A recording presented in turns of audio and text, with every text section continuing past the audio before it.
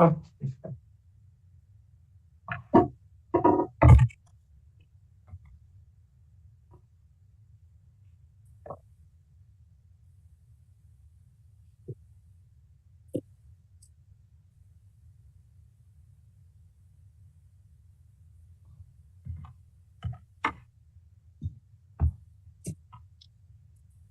they're blue or red. Yes, well, I would overseas, yeah. But they didn't get rid of him. He was also a part of that ring when he was a part of the first one. He just was able to slide on out. So, but funny said Lisa Barron. it's real bad advice. How are you? Hey, Lisa. Oh, I know. Good to see you, Susan. You too. I was like, I know that name. Blast from the past. We never let anyone good really retire, KHC. She is too nice.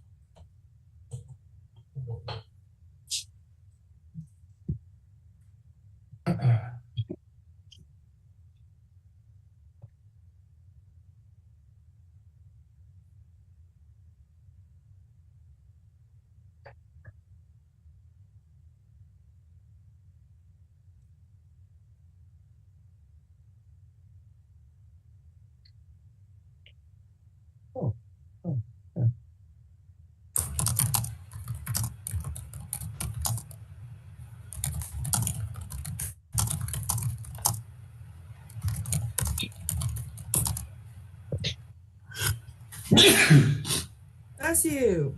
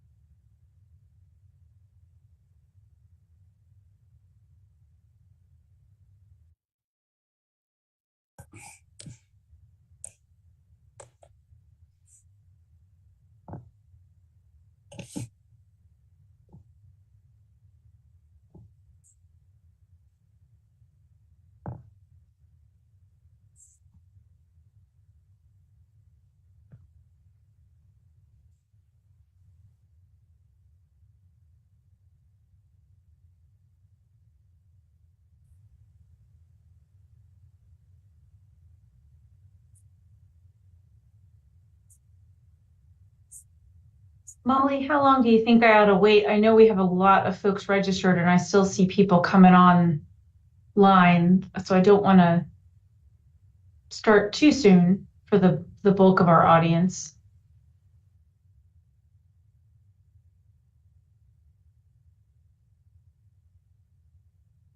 Okay.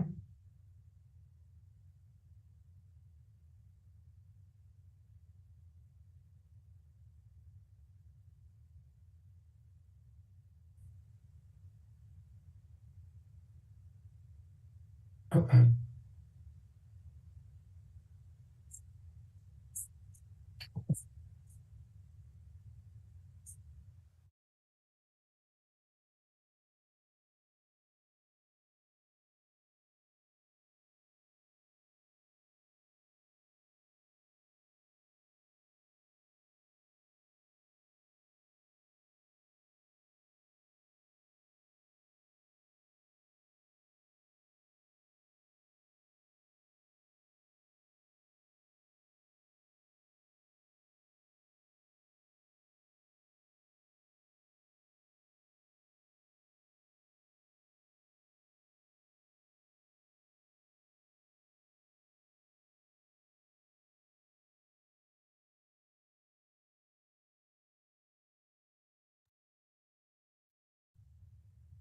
All right, Molly, I'm going to go ahead and get started. I know we still have folks rolling on, but we got a lot to cover. So good afternoon, everyone. Welcome to our webinar about Kentucky's Phase 2 data for our housing supply gap analysis. I'm guessing that a lot of you all have been involved in a previous webinar with us, or were at our conference, or some other in-person presentation related to the housing supply gap. So we've tried to make this one focused on the Phase 2 data so we don't retrace too much ground. With that, though, I want to make sure you all know that if you're wanting even more background, kind of baseline information about the factors that have led us as a state and a country to have a housing supply gap, you can, I'll give you information on it, and you'll be able to get a copy of the presentation with links to previous webinars, previous PowerPoints, previous data sets, all that kind of stuff. So if you feel like we're starting in the middle and you want more background, that's going to be available to you. I want to make sure you know that. My name is Wendy Smith. I am really pleased to be here today, and I appreciate all of you all being here as well. I am the Deputy Executive Director of Housing Programs at Kentucky Housing Corporation. So I oversee most of our housing programs, but not all. And I will be presenting kind of bookending, beginning and end, Patrick Bowen, our market analyst, who's going to be doing most of our deep data presentation for you all. I'm going to bookend it with a little bit of context and information for you. So I'm going to share my screen.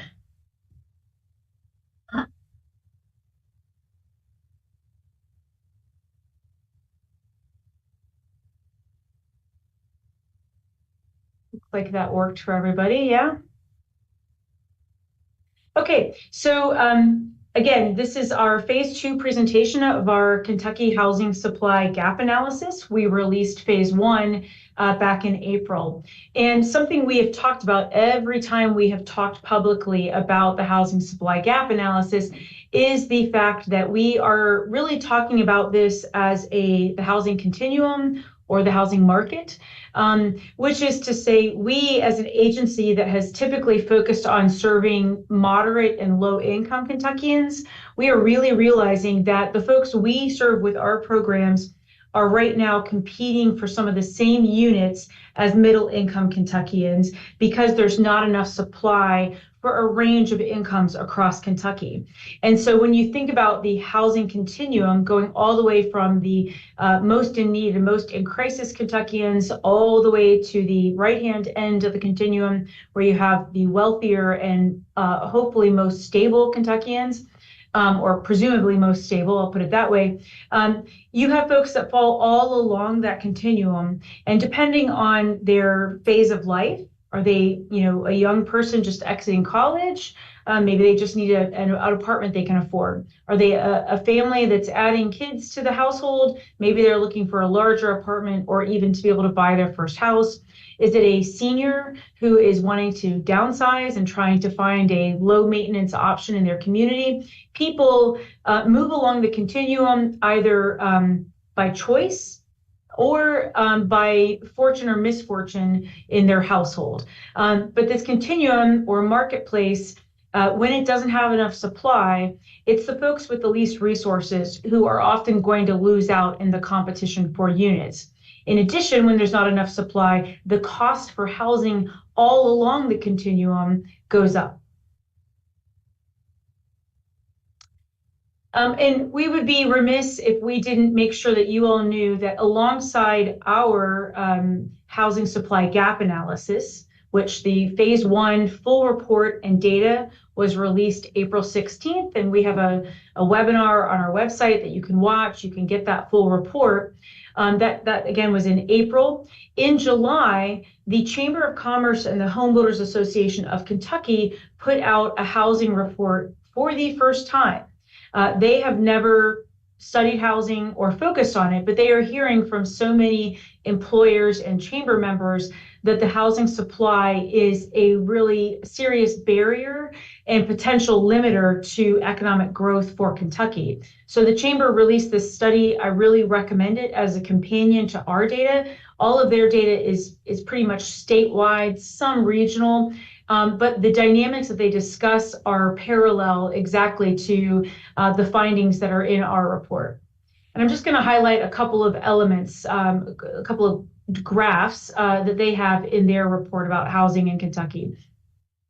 This in particular is the home price to income ratio for different metro areas in Kentucky. And so this is comparing 1992 with 2022.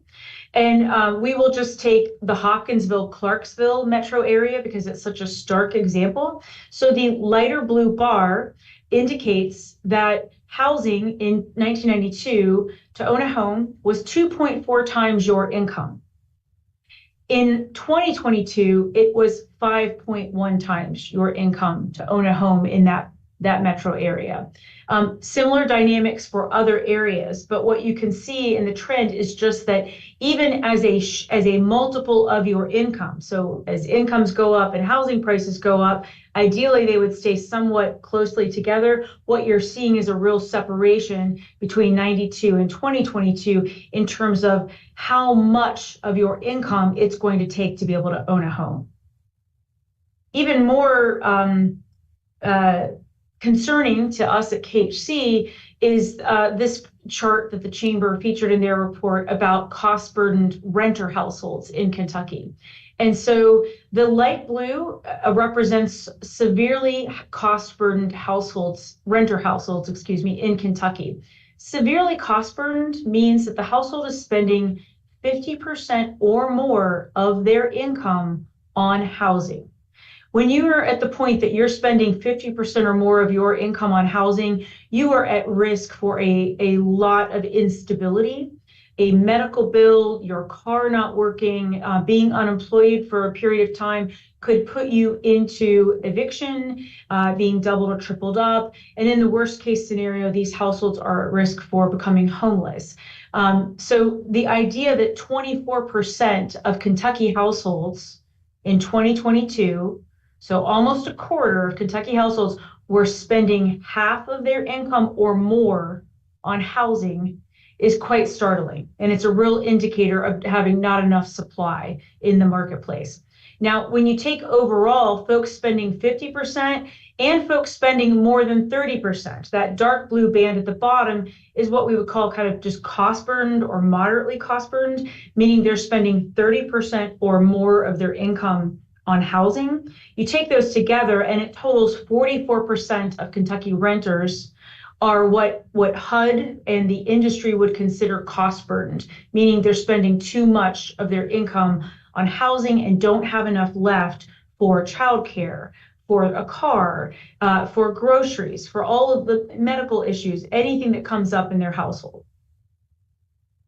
And then the last graphic from the chamber report that I wanted to be sure to share is one that many of you have probably seen because we keep sharing it, but it's a pretty startling depiction of how we as a state have not been constructing nearly as many units as we used to construct.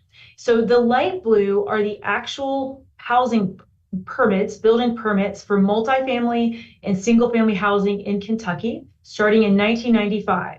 And then you will see those light blue bars really tank at the 2008 housing crisis and recession that followed. And then it never rebounds to building the same number of units per year that we used to build. The dark blue bars are if we just pulled forward the average number of homes constructed before the 2008 crisis, what would we have built if we just pulled that average forward? And this is just kind of showing you in yellow, those are all the units that didn't get built if we had just stayed on average. So not even accounting for, we have more household formation because households are getting smaller, more 1 and 2 person households, meaning demand for more units. We have in-migration into Kentucky. We have jobs that have come to Kentucky, a lot of economic growth. This is just if we had stayed at the average before 2008, what would we have constructed? Pretty pretty startling and stark depiction of the units that didn't get constructed in Kentucky.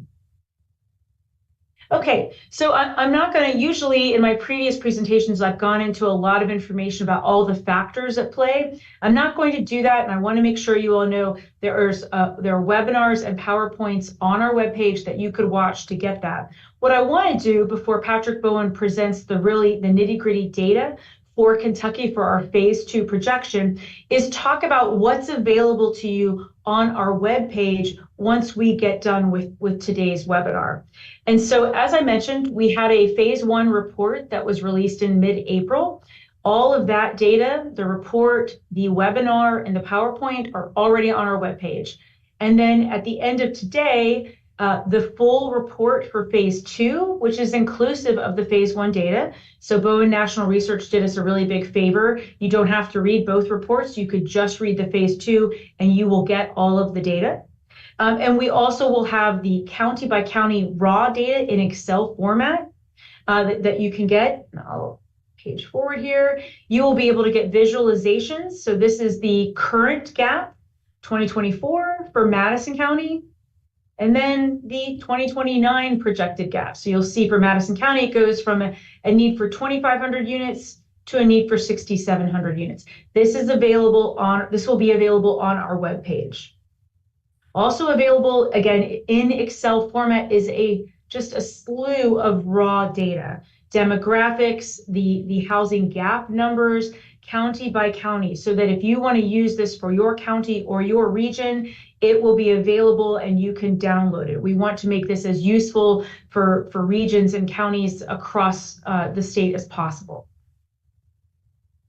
In addition, we have kind of a media kit that offers you some flyers, some talking points, a sample press release, if you did want to do any messaging kind of locally on your own. That's on our website under the media kit section. And then again, I just want to make sure you all know that our past webinars and then this webinar, the recording, the data, and the PowerPoint will be on our webpage, available for anybody to use and view and share as you see fit.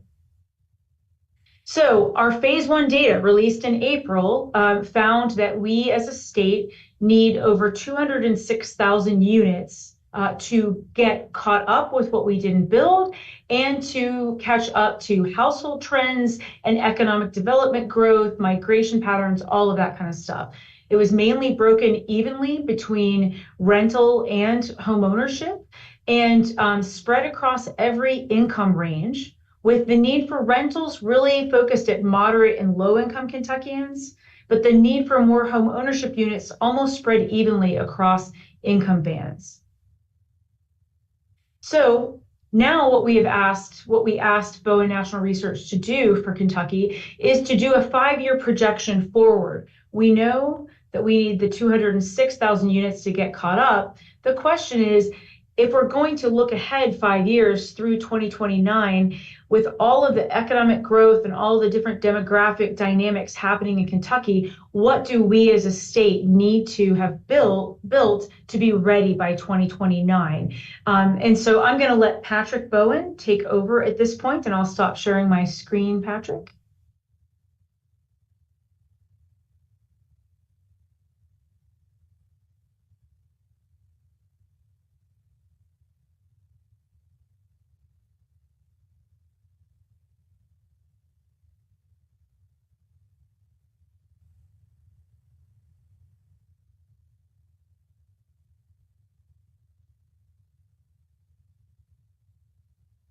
Wendy, you seen the full slide, or do I need to switch the screens? Bob, you're muted.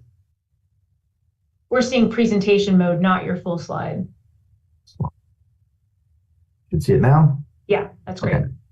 All right, thanks, Wendy. Again, I'm Patrick Bowen, president of Bowen National Research. We're based just outside of Columbus, Ohio. I've been doing this for about 28 years.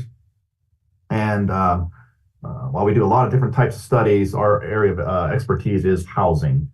And so we've had opportunity to work with other state agencies, as well as developers, nonprofit groups, economic development groups, and so forth. So this has been a real honor in my career to do this type of study, because the statewide studies are not very common. And I will say this, and I said this at the State Finance Agency's conference just a couple weeks ago. I've looked at a lot of studies as a market analyst, I should.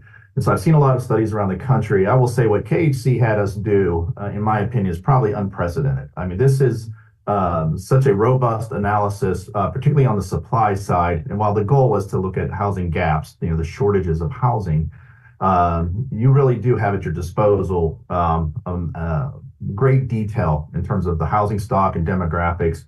And KHC is going to make a lot of that raw data available to you as well. So you just have an incredible resource available, regardless of your role in the housing world. As Wendy said too, we did a phase 1 in the spring that covered 2024 numbers. And then we have this phase 2. And as she kindly acknowledged, we tried to make it a little bit easier for everybody. And we put everything that you really need to know for 2024 and the estimates for 2029 in one study. So basically moving forward, while Wendy referenced the previous webinars and the phase 1 report, and you can go see that, really to save yourself a headache. If you get the phase 2 report, you have everything you need for both of those points in time. And really this webinar, I hope it really is the one that this presentation and webinar will be the source you could turn to if you just wanted to recap and wanted to hear what was going on, or you wanted to share with others. So I'll go into some of the key data points that we found, starting off with a lot of the demographics. We have a lot of historical demographic data in this report, as well as 2024 estimates and then 2029 projections. I'll pick some of the highlights. Keep in mind the study itself has much, much more than what I'm going to present. But this is, I think, the key data that ultimately leads to some of the housing gap numbers that we did. So this is total households in 2024. It's our baseline to try to understand, what are the households out there, how many there are, and we cut them up many different ways. I'll show you some of that here in a moment. But I needed a starting point. So we started with the total households in the state. And while we have a lot of population data in the report, I'm not sure I have anything here in this presentation. But since this is a housing supply gap analysis and households kind of drive those estimates, I need to understand the household composition. So many of the slides you're going to see here on the demographics really tie to household configuration. So here's the 2024 numbers. How are these projected to change over the next 5 years? So the darker the blue, the greater the growth. Those pinks would be areas that are projected to decline. Keep in mind, these are demographics provided by National Demographer ESRI. And there's other things that we looked at that would contribute to household growth and then ultimately to housing supply gaps. So don't look at these areas that show declines and say, well, if they're declining, we don't need more housing units. You do. Every county in the state needs some kind of housing. Some of that will be due to growth, but some of that is also going to be due to just the quality of housing or lack of quality of housing, unaffordable housing, lack of vacant units. You need more vacancies, you need more available housing. So all these kind of things, many of these data points I'm going to share with you, all are contributing to the housing supply gap. So again, a caution to anybody that will look at this and say, well, if we got areas that are declining in the eastern and western part of the state, we don't need more housing. That's not what this report is going to tell you. So I have in the study itself a breakout of the estimated households by income levels, and I only want to show 2 in here. This is the renter households. I'm sorry, that's owners. Okay. Renter households that make less than $35,000 a year in 2024. And then you can see the darker shades. It's no surprise, the eastern and western parts of the county, as well as the southern half, really, are where the lower income renter households are. And then we do the same thing for owner households. And again, I have other income breakouts in the report, but I wanted to show these 2 because, as you'll see, and Wendy showed a preview of the housing gaps for the state, much of the housing needs are for the lowest income households. And so I figured at the minimum, I wanted to show you this to show where the concentration of these lower income households are, but also just remind folks there are other income segments that we look at in the study. All right, so we had the incomes in 2024, but how are they expected to change? This is the percent change in median household incomes from 2024 to 2029. So one of the things we looked at in the report, I don't think I show it in here, but in this presentation, but you'll see the actual change of different income levels across every county in the state over this next 5-year period. So we do account for that growth. And then what does that mean for ultimately what people can afford towards housing? And what does that mean for impacting the housing supply gap? So you can see where in most counties, the growth is expected to go anywhere from about 10 to 20% increase over this 5-year period. All right, so I got this question asked of me last night. I was in West Virginia, Beckley, West Virginia, and somebody, we're doing a 4-county study in there and near Beckley. And someone said to me, Mr. Bowen, in our county, we don't have any household growth, so do we really have a need for housing? And my answer was, look, housing is not that simple. If it was just based on household growth, anybody could pull demographic projections that say, well, this county or this state is going to grow by X amount of households, so we just need this many more housing units. There are many more things, and I'm about to show you all these, that contribute to the housing needs of a community. You could be in a community that doesn't grow, but you got people living in low quality housing, or you have people living in, as Wendy mentioned, the severe cost burden housing.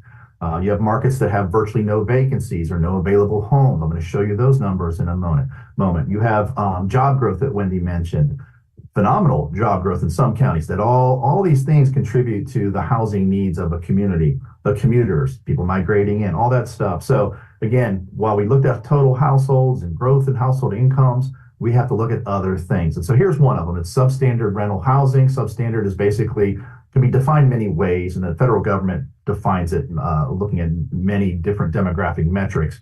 We settled in on units that lack complete kitchen facilities, and it's very similar to units that lack complete plumbing facilities. So they're really interchangeable, those two. You could also look at overcrowded housing. We didn't look at that because there's some markets that are greatly influenced by students, and often students live in overcrowded housing units. And so I didn't want to do that because I think it would skew some of the county's numbers. So we settled in on this.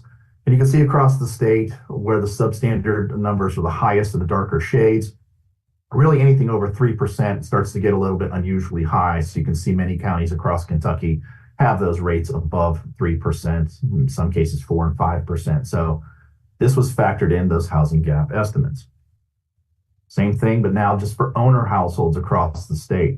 Now for owner household, it's a little bit different. If it's anything that's over about 2%, that would be considered unusually high. So you can see a handful, maybe 10 counties or so, 15 that have something above that 2% range, and where those are located. All of this getting factored into those housing gap estimates. So Wendy mentioned severe cost burden households. So those are people that pay over half of their income towards their housing costs. So this is considered excessive. And so this would be another thing that would contribute to the housing supply gaps.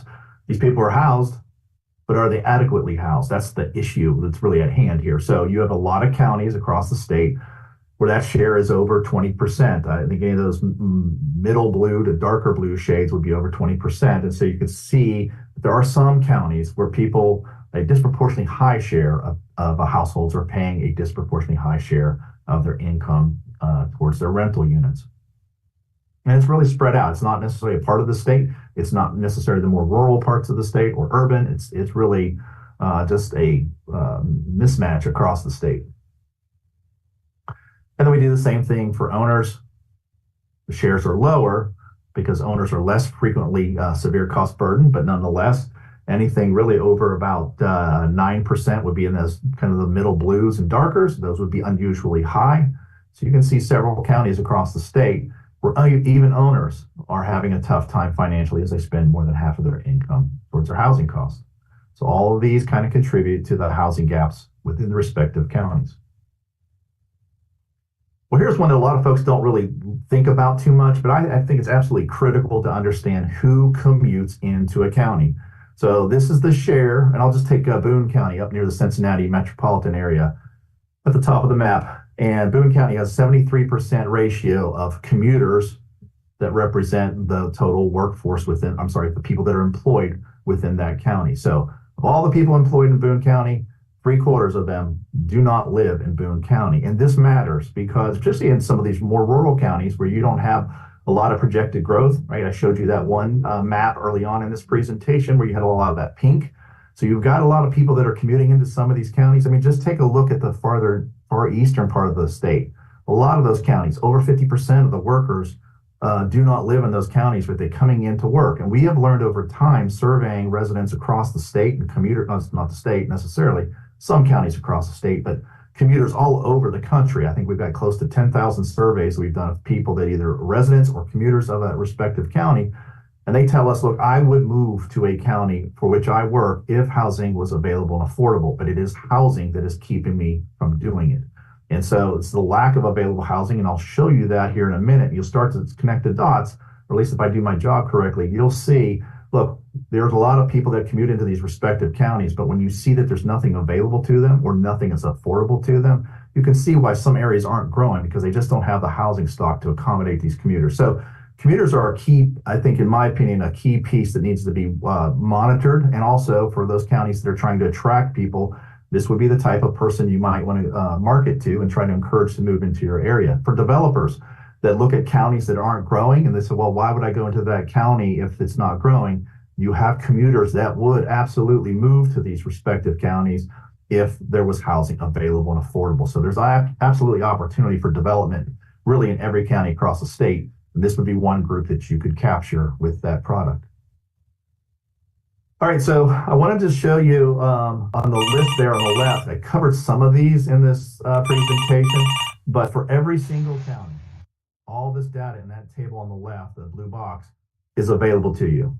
So if you were in Adair County and you wanted to have any of these data points, you would have those at your disposal. And I even showed, for example, in that table on the top right, we break out this is renter households by income for 2024. We do the same thing for 2029. We do the same thing for owner households, but we break it out by those different income segments. So if you were interested in, as a developer, looking at lower income households, how many do we have? Is it expected to grow? We do it by age group. If you were doing senior housing or you were a housing advocate looking to address senior housing issues, you would see senior housing data broken out for your respective county. So a lot of incredible detailed data that can be useful to a variety of users. And so I just want to make sure people were aware that if all you cared about was your county, you would have the data that you would need. And we map everything that we demonstrate. All right, for me, this is the fun stuff. This is the housing supply. So this is the stuff that is really rare to be collected on a statewide level for a housing needs assessment. But through the conversations I had with KHC and trying to get a good picture of what is out there. I mean, it's one thing to understand the demographics and who's out there that can, and who needs housing, who can afford housing and things like that. But I wanted to have a good picture of what's available to rent and to buy. So this is the table summarizing the over 1,200 multifamily rental properties that we surveyed. So our staff actually called all of these properties with over 107,000 units. And we broke it out by different program or project types. And I'll talk about those in some of the subsequent slides. But what I wanted folks to pay attention to is really the right-hand column, the vacancy rate. And at the bottom right-hand column, you have a 2.7% vacancy rate. Is that high or low? Well, anything between 4 and 6% is ideal. You want vacancies. Wendy did a good job of articulating the housing continuum, right? All the different types of housing. And as your life circumstances change, as she articulated, you might need a different type of housing unit. Or you're a teenager that's now moving out of the house, or a millennial that's moving out of your house and for the first time, or you're getting married, or your job changes, or whatever it is, you need to have vacant units for a healthy market. So again, anything 4 to 6% is a healthy market. You need those vacancies so that you can accommodate growth and all the other things that Wendy and I mentioned earlier. So you have a shortage of rental housing. And as you break it out by the different program types or project types, you can see some of those, it's less than 1%, particularly some of the affordable stuff and absolutely among government subsidized housing. So not a lot of vacancies for rentals, and I'll dive just a little bit deeper into some of this stuff. So this is mapping everything across the state by vacancy rate. So it's all multifamily rentals that we surveyed. And keep in mind, we didn't survey everything across Kentucky. While we made a serious effort, I think the 1,200 properties that we surveyed is still a very good representation of Kentucky's rental housing supply. So you can see anything in that pink is a 0% vacancy rate. So that is a large portion of Kentucky that lacks any available rentals, regardless of the targeted incomes that these properties would go after. But many of these are well below that 4 to 6% range. So what we did after we did it by just overall projects, we then took out, because some properties operate under mixed income situations where it's some tax credit units mixed in with a market rate property. So that's what you saw in that previous table. So what I wanted to do here was say, well, I just want to isolate the market rate units. I want to isolate the tax credit, and I want to isolate the government subsidized units. So you can see, regardless of what we looked at, excuse me, regardless of what we looked at by program type, the vacancies are low. But even at 3.4% for the overall market rate, that is still below that 4 to 6% range you want. It drops down to 2.4 for the tax credit, and even for the government subsidized, a much harsher vacancy rate at 0.6%. So very few government subsidized units available. And really, an affordable segment is in more of a dire situation, but market rate is still also operating at a unusually low vacancy rate. All right, so another thing we looked at, and that's why these surveys of properties is vital. We asked property managers how many people are on the wait list. And you can see here, over 15,000 people are on wait list for some type of housing, with much of that, over 11,000 for the government subsidized, followed by 3,200 for the tax credit. But even the market rate has close to 1,000 people waiting to get into those units. So you have pent up demand. So for those of you that are looking for opportunities to develop in Kentucky, or for those that are economic development representatives or planning officials, elected officials, and you're trying to figure out, well, what do we need in terms of housing? These wait lists that we have and the information we collect clearly demonstrates, and we have it for every single county across the state that had waiting lists. So you'll be able to see within your respective county how big are those wait lists for these different affordability levels. So this is a breakout of the market rate rental vacancy rates. Again, on the table, on the graph, I should say, on the left-hand side, I marked the optimal range at 4 to 6%. So you only had 4 counties operating within that range, only 9 that went over that 6.1 or higher percentage. In some of those cases, I can't tell you off the top of my head, but in some of those cases, it's maybe it's a project that was in initial lease up that kind of raised that vacancy rate. It could be that there was some smaller properties that just a handful of those would skew the numbers and make the vacancy rates climb. But nonetheless, the whole takeaway is you've got a majority of your counties with market rate properties that we surveyed have extremely low vacancy rates. And as I can show you on that graph, 30 counties that had market rate product that had no vacant market rate units. And then this is the wait list. Again, Barron County had the highest by far. I think that was actually 1 or 2 individual projects that drove much of that wait list. But nonetheless, you can see across the state, there's some level of wait list in 32 counties. Some are small, but some of those are, well over 20, 30, 40 households waiting to get into these units. So pent up demand for market rate housing, and again, broken out for every single county. This is tax credit.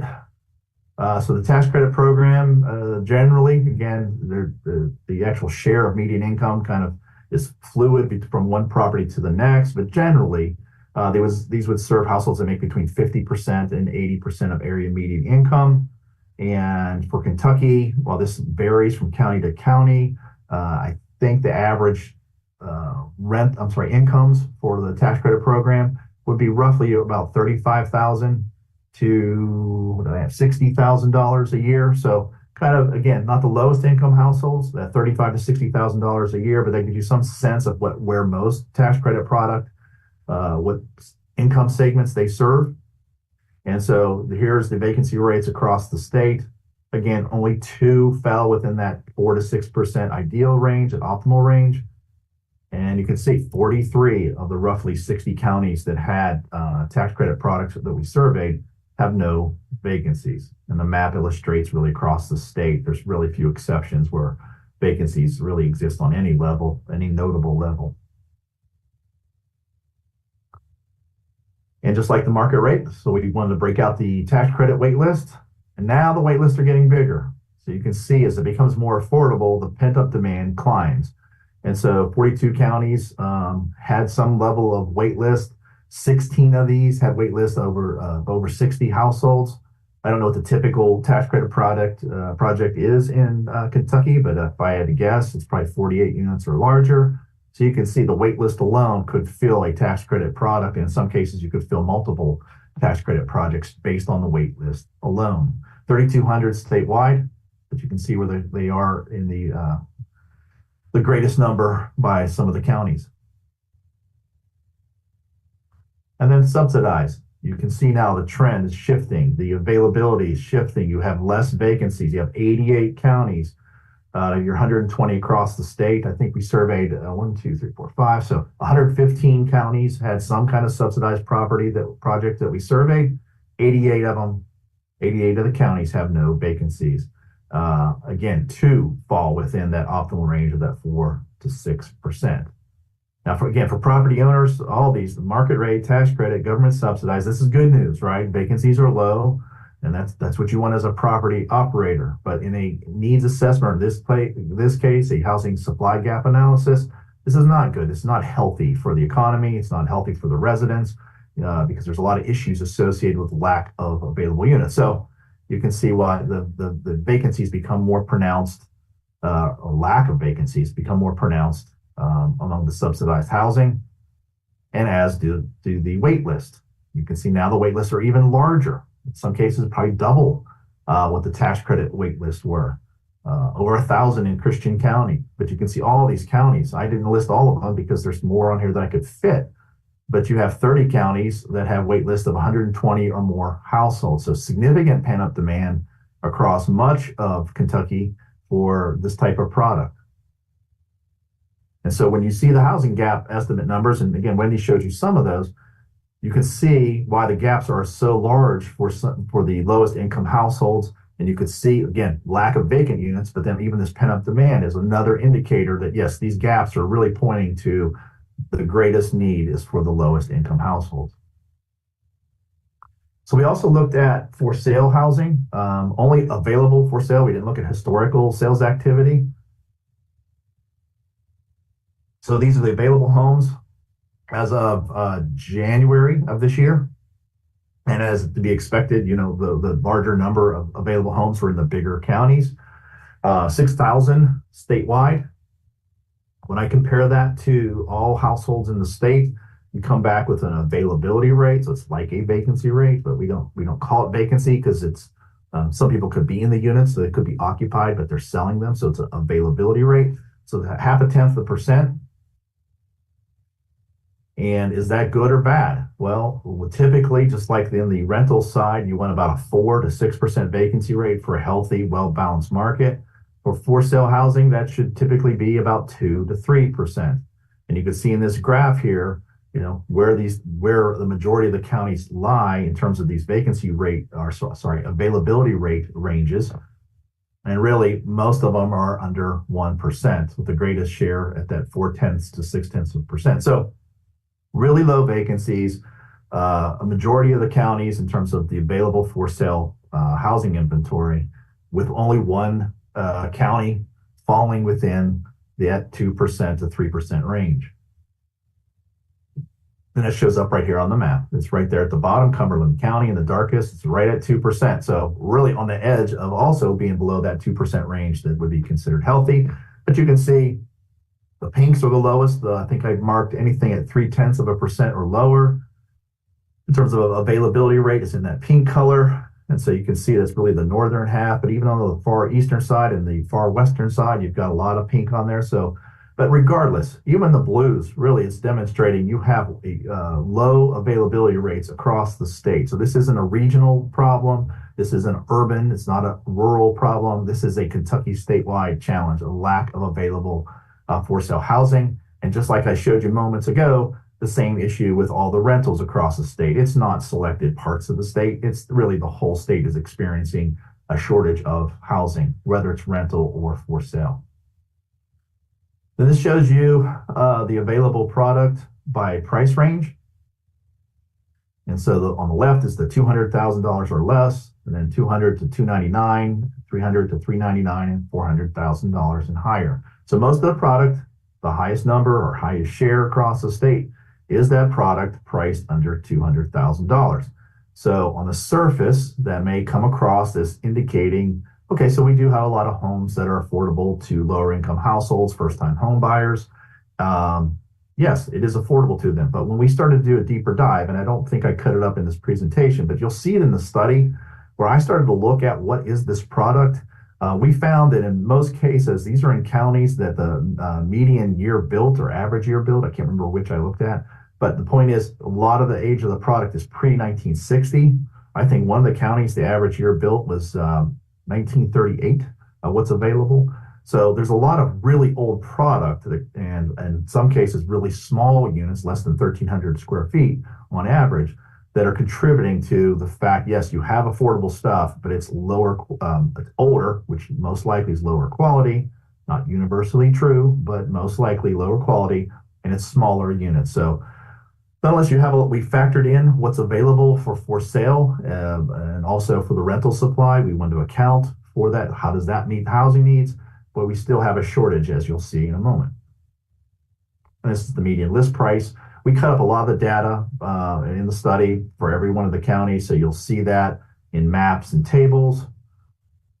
And just to remind folks, so while I can't cover it in this presentation, again, you have an incredible amount of data at your disposal.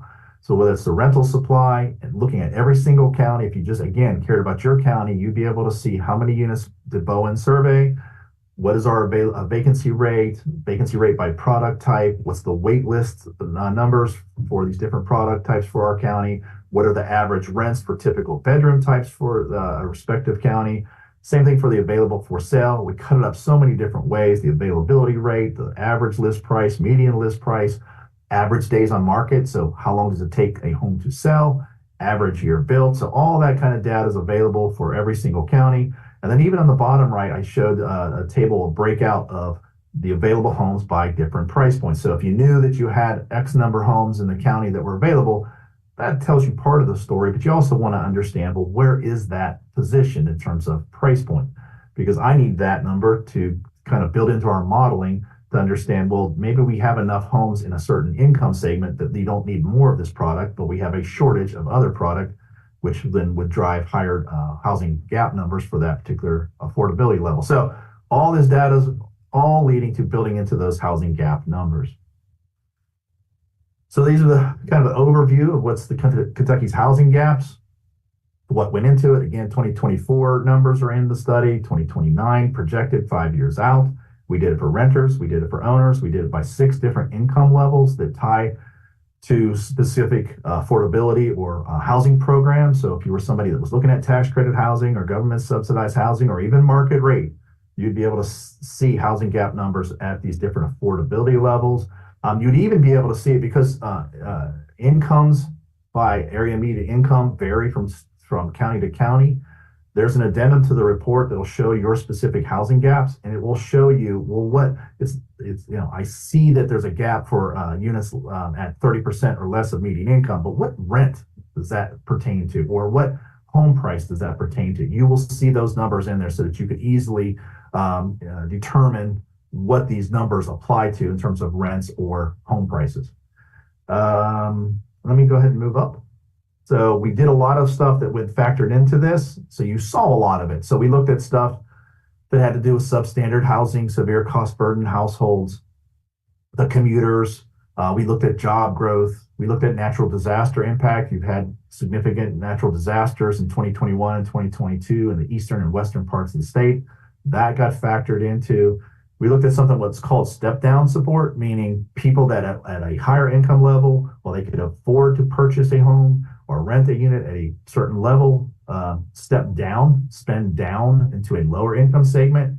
And that has to be accounted for because that is happening a lot in a lot of markets where if somebody was able to buy a $275,000 home, but they decide they don't want to spend that money on a house, or maybe they can't find product, they will step down into a lower priced unit and they take away a housing unit that would have been affordable to somebody at a lower income level. So that got factored into this as well. One of the things I didn't list on here, but we do factor in, and it took us a while to compile this, and that was identifying what's in the development pipeline. So if anybody has anything that's under construction or planned or proposed, we have an approach where we collected information to build that into the model, as well as looking at building permit data and so forth. So we do account for what's coming that might help meet some of the market needs.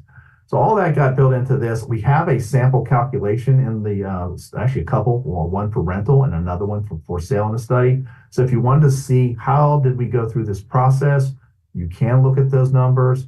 You see the little red markers on here. So, the very first one's A. So you go read, you could read, well, what is that? How did you do that? Where did it come from? So it takes you through step by step. So if you wanted to understand that this wasn't a crystal ball, there was a lot of data that was pulled. We cite all the sources so you can see what was done. And that should give you some more comfort level and confidence in what the approach was done and how these numbers were derived.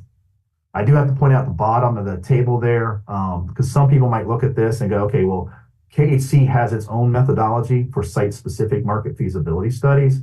This does not follow that. It does include some of those same metrics, but this isn't to be used as okay, well, I'm going to apply for tax credits to KHC. What does this housing gap number say? And this is going to match up with KHC's methodology for site-specific projects. That is not the case. So I do encourage folks to use this as a starting point that are going to look at a particular county, have some numbers run, get a KHC demand calculation completed so you understand where do you stand in the eyes of a tax credit application. But nonetheless, it's a good starting point to get some numbers on a county-wide level. All right, so Wendy already covered this here. So statewide, you have a gap of about 206,000 units, split almost evenly between rentals and for sale. It's broken out by those different AMI levels. On the bottom, I marked in blue. 2029 numbers, that increases now to 287, so about 81,000 increase in the housing gap over the next 5 years. If you don't do anything else beyond what you're currently have in the pipeline, so you're essentially the gap's going to increase roughly about 16,000 units a year. So that tells you, more housing is needed, addressing some of the housing issues in the market, again, severe cost burdens, substandard housing, things like that. So a lot of things that need to be done to temper some of this increase in the housing gap increases over the next 5 years. And this just compares the gaps by different AMI levels. And as Wendy said, really the biggest gap is for the lowest income households. These are in thousands, so 79,000 housing gap in 2024 on the left in the light blue. And then right next to it, it'll increase to 101,000 units by 2029. Again, if housing issues aren't addressed, you're going to see a lot of increase, but you can really see virtually every income level, there's going to be an increase in the housing supply gaps across the state. So nobody is really spared from the challenge of affordability and other things that influence housing gaps.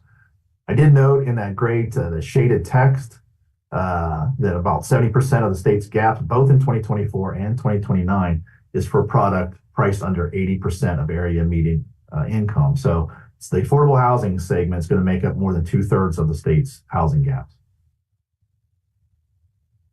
And then we did the same thing for the rental gaps. We wanted to compare them by AMI levels.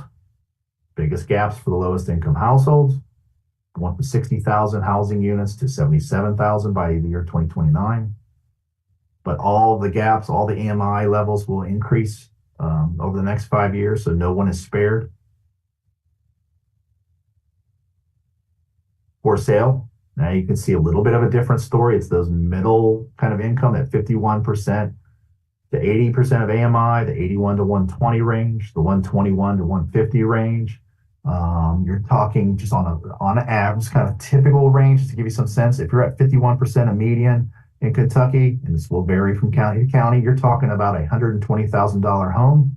If you get up to that 150% median range, you're talking about $340,000. So 120,000 to 340 is where the biggest increase is going to be in terms of the housing gaps by price point.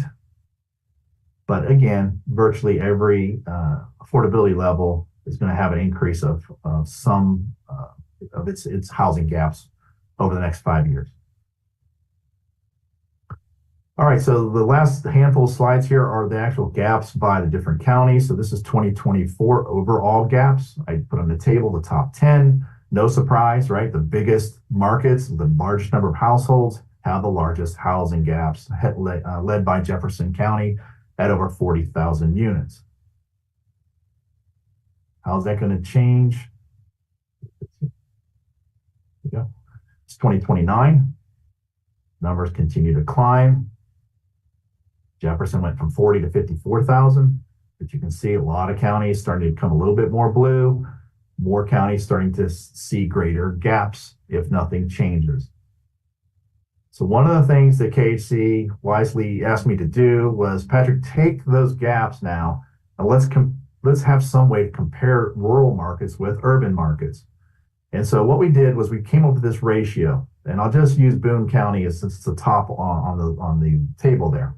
So Boone County has a gap of about 11,000 units. There are roughly 50,000 housing units in the county. So if I take those 11,000 divided by the 50,000 households, that gets a ratio of about 22%. So it gives you some scale of how big Boone County's housing gap is relative to others across the state. And so you can see right behind that, Carroll County, the gap is 884, much, much smaller. But when we take that gap and we compare it to all the households in Carroll County, it's right behind Boone at 21%. So it's saying to you that there are rural counties, and I marked 3 of them that were marked in red in that table, and then I marked them on the map as well. These aren't big counties, folks. These are small rural counties for the most part, and yet their gaps are proportionally on par with some of the biggest counties in the state. And so what this tells you is across Kentucky, rural counties, many of them, are going through the same problem proportionally that urban markets are going through. And so we wanted to demonstrate that because, who gets the headlines? It's the bigger communities. It's where all the growth is happening. And we didn't want to leave rural Kentucky behind. And so when we did this analysis this way, it starts to demonstrate, yes, rural counties, many across Kentucky, are facing the same challenges with housing supply issues that the bigger markets are.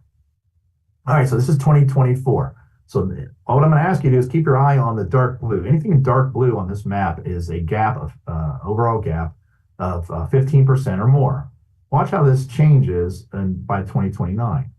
You got a lot more of this dark blue. So what this is telling you is this share, this proportion of this housing gap is going to increase. I think we had about 9 counties in 2024 that were in this dark blue. And I don't count the number, but I think there's roughly 30 here that are now in that dark blue, meaning over 15% ratio of this gap. So it's saying you're going to have more counties start to experience a greater proportion of this housing gap. So you can see that the increased gaps across virtually every county across the state.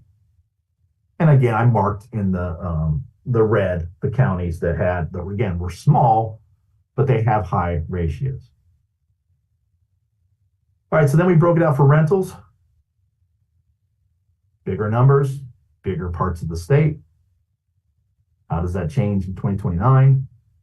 Again, a lot more counties. It doesn't really pop out on the map, but a lot of counties now are starting to go into that middle blue kind of shade, meaning they have more than probably 1,000 units in their housing gap numbers for rental units. So it's beginning to climb over this next 5-year period if nothing changes in terms of addressing housing issues. And then we did the ratios. Again, darker blues, higher ratios. And I even missed the very top one on here, Marshall. I could have marked that in red. 977 units. The gap is not as big as some of those other counties below it. But look at its ratio, 38.4%, the highest in the state. So it gives you some sense. Marshall, I marked on the left-hand side of the map there. So it's over in the far western part of the state. But there's a county that is, in some cases, the ratio is more than double. In some counties, triple that ratio. So you can see Marshall County is going through something that a lot of counties in the state are not, at a higher kind of proportion relative to its total rental household base. Now, again, like I said before, if you watch that dark blue, that's anything over, in this case, 18%. Watch how this changes by 2029. Now you can see more than half the state is going to be at that 18% or higher level, I should say above 18% level in terms of this ratio. Marked several counties again, small counties, right? Population in some cases under 10,000, 15,000 people. So not big counties, but their ratios in terms of their housing gaps, rental housing gaps are very, very large. But in this case, right, it's the urban areas, it's the rural areas, it's the high economic growth areas. You can see that much of Kentucky is going to face some significant rental housing challenges as the years progress. And we went through the same exercise for the for sale. These are gaps in terms of numbers, the number of units for every one of the counties across the state. Bigger markets have the bigger numbers. How does that change up through 2029? You can see now more counties becoming more blue. Now the ratios, 2024 numbers. And marked in red, those counties again that have those higher ratios. Many of them rural, but you can even see near Fayette County, right? It's dark blue. Many of those counties right by it, Scott, Franklin, Woodford, Jessamine, those counties, a lot of blue. Places down near Bowling Green, Warren County, over near Davies County, Davies County, which is where Owensboro is. It's not dark blue, but the counties around it are starting to feel the impact. So you can even see like pockets around some of your urban areas, or at least the bigger cities of your state. They're starting to feel the squeeze of housing and these higher ratios that maybe they wouldn't normally, but they are feeling it now in part because of all the growth that's happening in some of these areas. I'm gonna back up. So again, look at the dark blue. That's anything over 9% in terms of that owner gap ratio. Now look at it. This is 2029. How much of that's going to change across the state? All right, another thing we had in the study as I wind this up, it looks like I'm going to hit right on my 45-minute mark here, which is an accomplishment for me. So we also have housing gap numbers for Kentucky's 15 area development districts. And so we did it for rental, we did it for sale, and we have maps in there that show what those numbers are. We have it for 2024. We also have it for 2029. So if you were a part of an economic development group, a regional strategy that you're trying to deal with housing, whatever it might be, you have a regional perspective across the state. I didn't have any slides in here to kind of take you through what did we find and what does it mean, but I wanted to at least illustrate to y'all there's data on a regional level as well if you wanted to see what was happening throughout Kentucky. So last couple slides here, this is what's behind these numbers. What is causing these gaps in Kentucky based on the metrics that we looked at? So for the rental side, the biggest impact is household growth. You have a lot of counties that have projected growth, but you also have a significant, in some cases, unprecedented job growth in Kentucky that's going to drive household growth. So that was built in here as well. But so household growth is the biggest driver. Severe cost burden, again, those that pay over half of their income towards their rental housing is right behind the household growth number at 33%. So you can see where that is a big component to what is happening and why some of these housing gap numbers are what they are. We did the same thing for sale housing. What's behind it? Now, in this case, household growth is a big driver behind what is these housing gaps and increased housing gaps over time. And the next closest would be balanced market at 20%, meaning, again, you want some vacancies in the market to have a healthy market. So we accounted for increasing the number of vacant units or available for sale housing units to have these healthy market conditions. And that is also a big driver. That all ties back to the lack of available rentals or available for sale housing. You don't have many, so that is a big driver behind these housing gap estimates.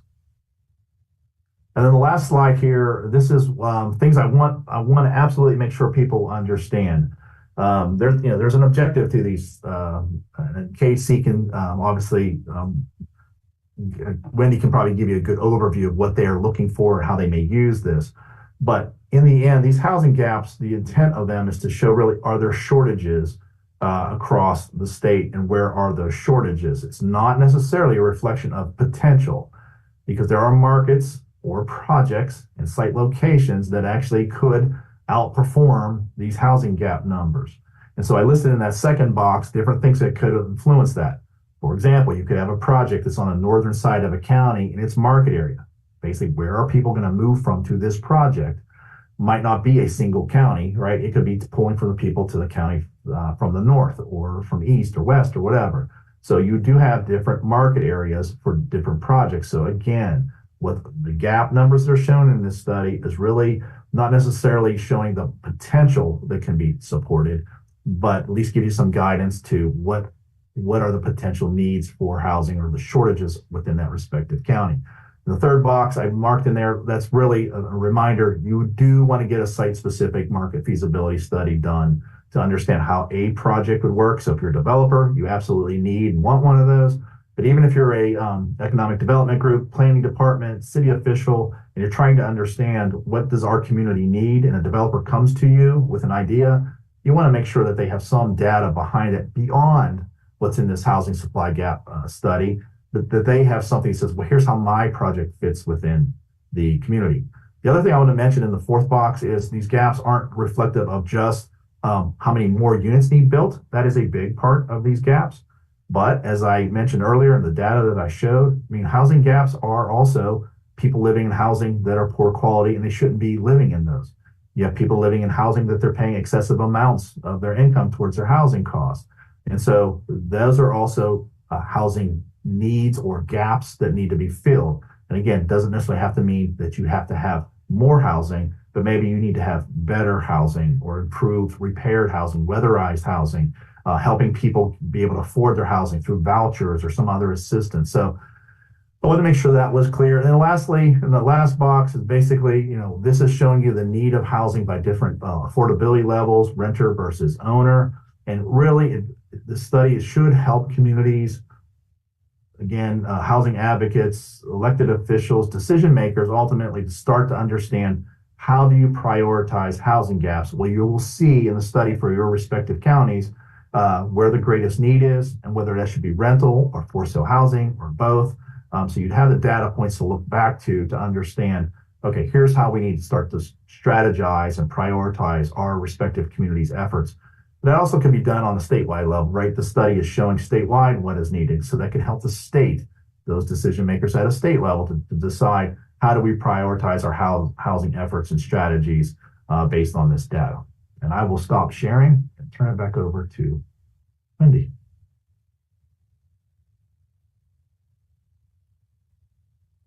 Thanks so much, Patrick. Really appreciate it.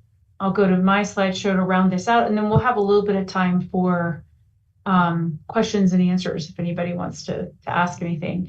So just to sum up all of that incredibly rich data, and I want to make sure it's clear to everyone that while phase one was largely a calculation based on available data, phase two involved proprietary data projections, but also a lot of firsthand data collection on the part of Bowen National Research about the availability of rental units, their cost, where they're located, who they're targeted to, housing starts, new job announcements, all that kind of stuff. So this is really rich, and we've tried to make it as localized county by county as possible so that it can be used in many different ways, statewide, but also regionally and locally. And so the upshot of phase two is that we're going to need about 39% more units than the 206,000 that we found to be our current housing supply gap. And then that total then is 287,000 housing units. Again, almost evenly spread between the need for rental and the need for sale housing, with the rental skewing, the need for rental skewing to moderate and low income, with the poorest Kentuckians having the greatest need for a unit that matches their income, that is, quality housing and safe to live in. The for sale housing, kind of like our first phase one gap, is more evenly spread across different income bands. And then I'll just share kind of the key talking points that KHC keeps harping on, sharing, shouting from the rooftop, which is that the housing supply gap really is the most urgent housing issue for Kentucky because it exacerbates or creates a lot of other housing challenges for many different kinds of Kentuckians. And if we had more housing in Kentucky or, in Madison County or in Daviess County, wherever your local area is, we would have lower average housing costs. I learned last week that because the city of Austin has been building a ton of housing, rents have gone down 6% in the last year in Austin. That would be wonderful in a lot of parts of Kentucky. We also, if we had enough housing supply, we would have higher home ownership rates because there'd be more availability and opportunity for folks to own a home. We'd have more workforce housing. We'd have lower eviction rates. We'd have fewer homeless Kentuckians and more household stability. And so we just really feel like this is an issue that kind of trumps or is the umbrella over many other housing issues. And it's the first time in my career that a single issue has been a common thread from realtors and bankers all the way to homeless service providers and shelter providers. And I just want to reiterate that this webinar, the data, the full report, everything will be available on our webpage, and want to make sure that you all know you can access any of that. And you'll have our contact information if you do access that. So I'll stop sharing, and if there are questions, Molly, if you want to unmute, or folks can unmute themselves, I think individually. If anyone would like to ask a question or put it in the chat, please feel free. We've got a few minutes left.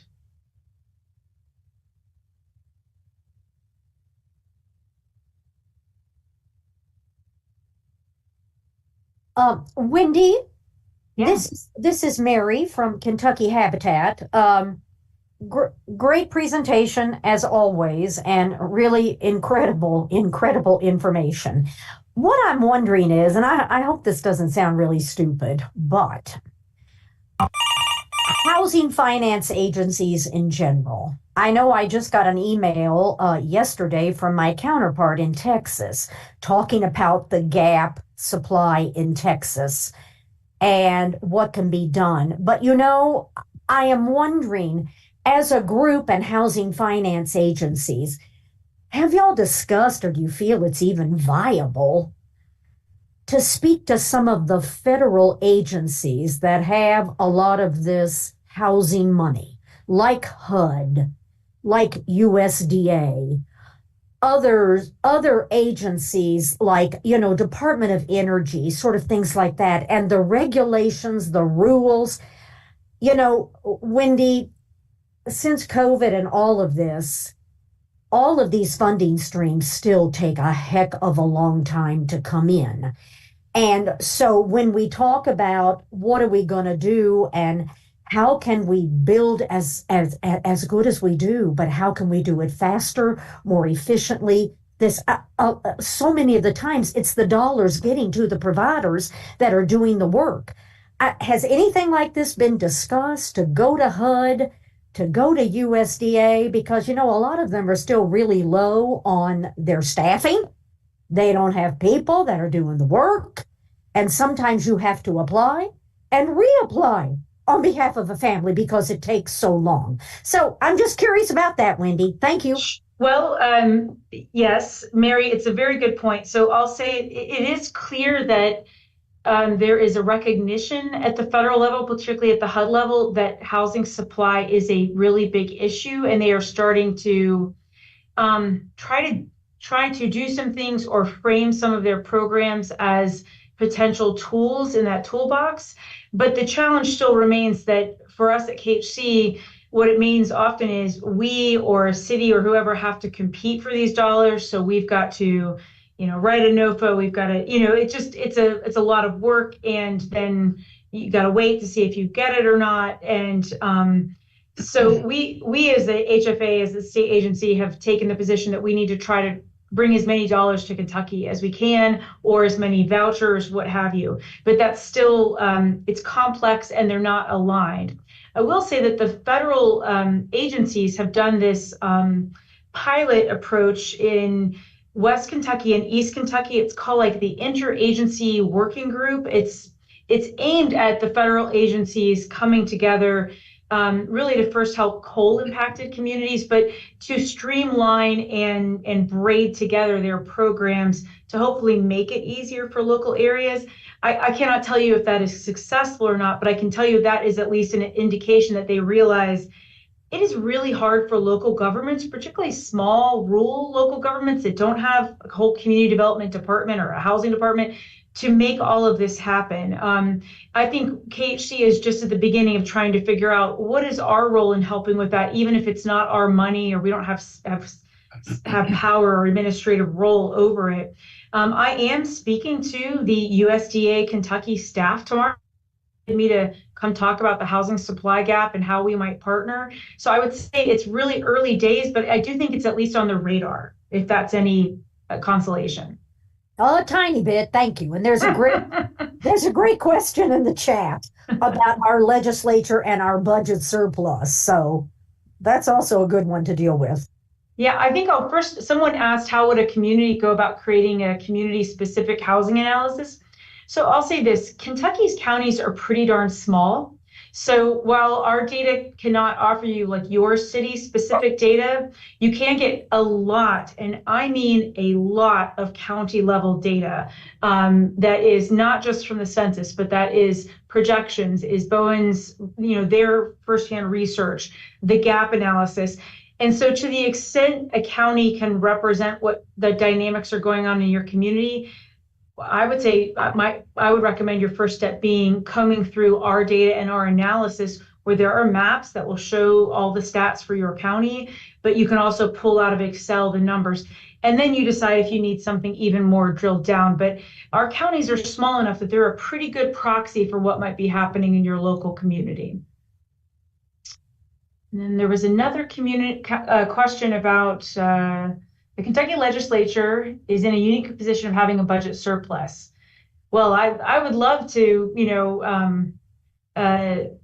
share a ton of ideas about this. We did a session at our conference 2 weeks ago about what other states, and we focused on red states and rural states, are doing around their accelerating housing development. Many of them are focused on workforce housing, tying it to economic development. And I can tell you that would help the folks we serve, because a lot of them are in the workforce, but also they're often competing for what used to be what we call naturally occurring affordable housing, meaning it doesn't have any HUD money or KHC money in it. It's just affordable because the market, doesn't charge too much. And now those units have gotten more and more expensive. And so if we had more workforce housing, there'd be more naturally occurring affordable housing for lower income households. The legislature could do a lot of stuff to invest in that, to accelerate the supply. I think the bigger question is will there be kind of the will to do it? We don't have a budget session coming up, so that's a giant question mark. But there are lots of options and a lot of examples of what other states are testing out already. States like Oklahoma, Montana, Georgia, a lot of, again, rural and red states. Wendy, I have a question. And it is when one is projecting to 2029, what are the assumptions that are made with regard to the economy and its viability throughout that period of time? And I guess I'm trying to think about, is the economy going to be stable? Is it going to go down? Is it going to go up? And how is that element thrown into the mix when you're looking at projections? I'm going to let Patrick answer that. Yeah, so two things. So one, in the study itself, we do have known job announcements. So jobs that are coming online in the next couple of years. So that is built into it. But then beyond that, what other jobs might occur, we don't know those things. The other thing that's built into the study is we do have those household growth projections by income levels. That's provided by ESRI, which is a national demographer. And so they would look at kind of recent trends and project forward, okay, well, how should household growth and income, but probably more importantly, how income growth is going to be materialize over the next 5 years. But nobody, obviously nobody knows where we're going to be 5 years. I mean, nobody could have expected or predicted 2020. Nobody could have predicted 2008. So there's a lot of unknowns out there. So I guess the way to approach looking at the study and the projections is, look, this assumes that we're on the path that we've been on, and that should continue through 2029, assuming we don't do better or worse. Thank you. An excellent study. Thank you. Thank you. And Wendy, that Martin Richard had asked about that community. How do they go about creating a community-specific housing analysis? Let me just add one other thing. And you're right. I mean, for rural counties, I don't know that there would be necessarily a need to do a housing needs assessment for them. But for some of the maybe tertiary kind of middle-sized communities, there might be. And so if anybody was interested, if you contact me, I can send you RFPs, requests for proposals, that other communities have put out, smaller ones, larger ones, very simple housing needs assessments, very complex ones.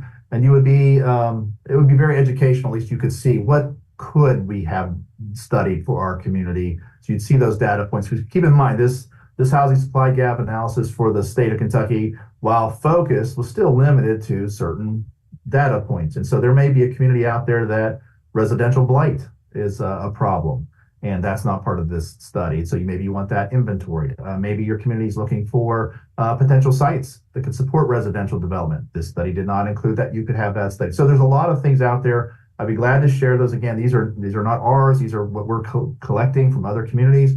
But it would serve as a good foundation to start to think about, if you wanted to have a study done for a deeper dive, what are other communities looking at and asking for?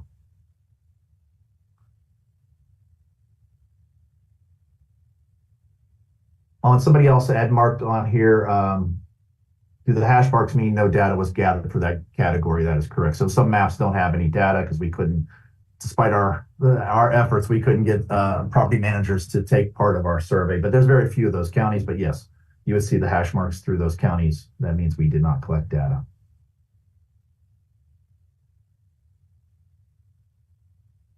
Any other questions?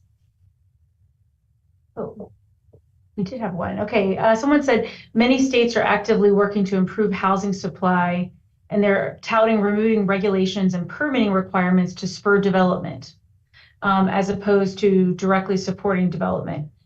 Okay, this is absolutely a dynamic. I would encourage anybody to Google the term the Montana miracle.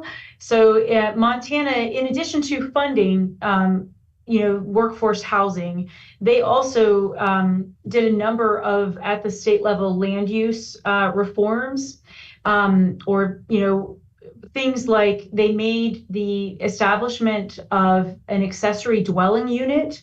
So if you own a single family home with a certain amount of land, you are by right now in Montana allowed to put like a carriage house, a granny flat, whatever you want to call it, on your property. You don't have to get some kind of conditional zoning permission in Montana to do that. And a lot of cities are looking at that. I think Louisville has either passed that or is looking to pass that. And so that's a way in particular to either house a one-person renter in a small unit on your property, or an aging parent or a disabled loved one. But it's a way to house two households on one parcel without radically changing the nature of a neighborhood.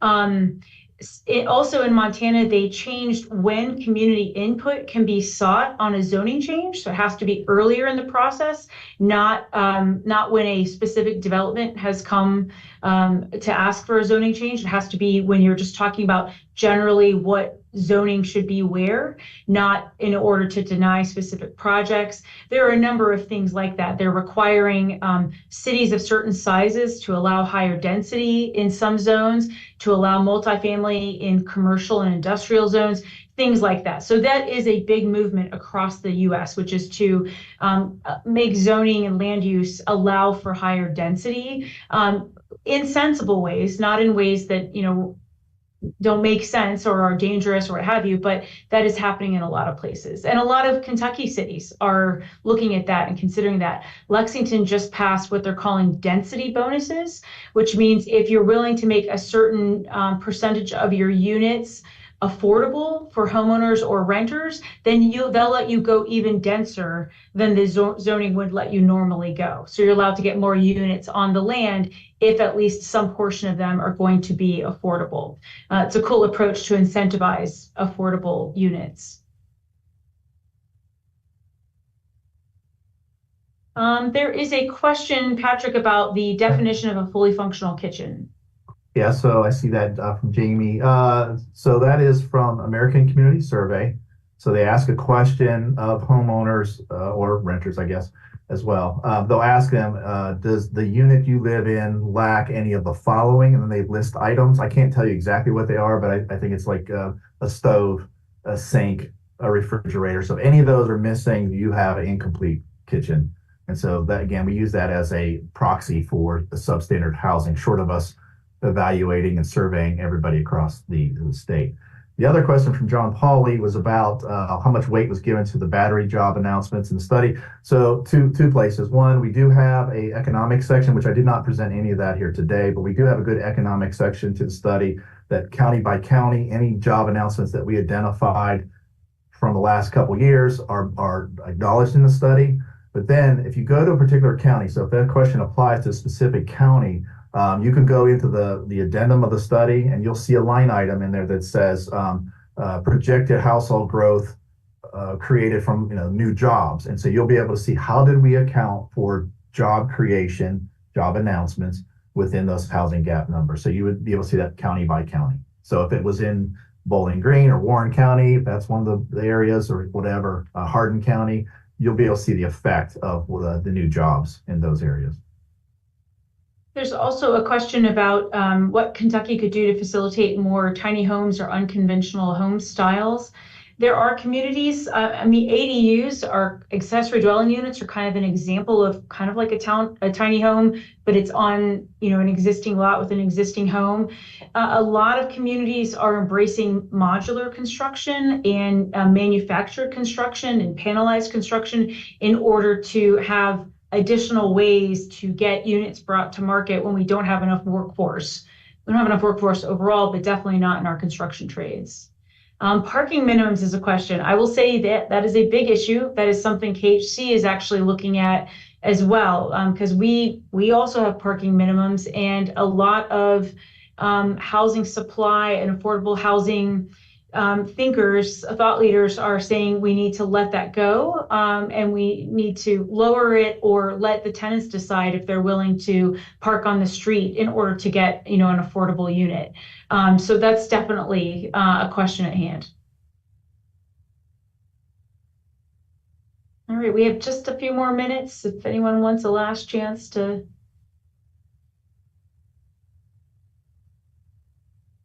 Well, I'm going to close by thanking you all for participating and for asking questions and really paying attention. I want to thank Bowen National Research because they have really done a heavy lift for us and a new kind of study that probably created a lot more work than they even expected. And KHC has found it incredibly valuable for ourselves. We've heard from so many partners and organizations that aren't typically partners of ours that they're finding it useful and they're kind of pulling it forward into their own efforts. And so please stay tuned. We aim to do more webinars about different approaches to get at the housing supply because we feel like this is so important for Kentucky and for the folks that we are aiming to serve at KHC. So thank you all very much.